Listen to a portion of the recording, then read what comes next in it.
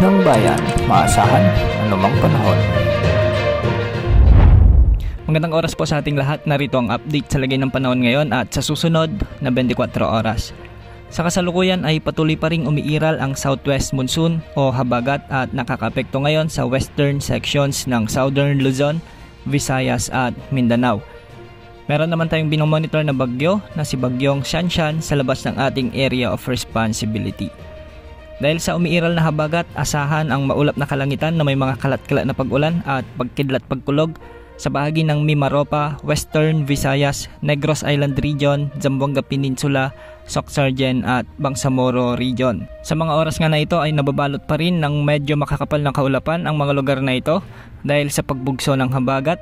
Kaya asahan ang mga biglaang pagbaha at pagguho ng lupa, lalo na yung mga lugar na ilang araw nang inuulan. Samantala para naman sa bagyong minomonitor natin sa labas ng ating area of responsibility na si Bagyong Shanshan, huli itong namatan ng Pag-asa sa layong 1,980 kilometers silangan ng extreme northern Luzon. Taglay nitong lakas ng hangin na umaabot sa 120 kilometers per hour malapit sa gitna at pagbugso namang umaabot sa 150 kilometers per hour. Kumikilos ito ng pahilaga sa bilis na 30 kilometers per hour. Sa mga susunod na oras o araw, posible nitong tumbukin ang southern portion ng Japan. Kaya asahan ang mga pag-ulan sa mga susunod na araw doon. Hindi naman ito inaasahang makakapekto sa anumang bahagi ng ating bansa. Dahil naman sa mga localized thunderstorms, asahan ang maulap na kalangitan na may mga kalat-kalat na pag-ulan sa bahagi ng Ilocos Region lalo na sa bahagi ng Pangasinan at Ilocos Norte.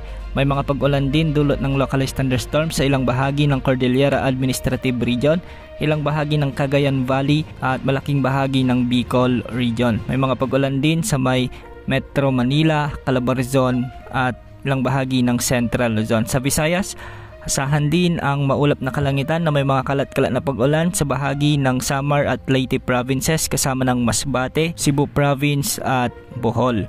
At sa Mindanao, may mga kalakasang pag-ulan ang inaasahan ngayon sa Northern Mindanao, Caraga Region, ilang bahagi ng Davao Region at sa iba pang bahagi ng Soxargen. Sa ngayon, wala namang nakataas na gale warning sa mga karagatang sakop ng ating bansa.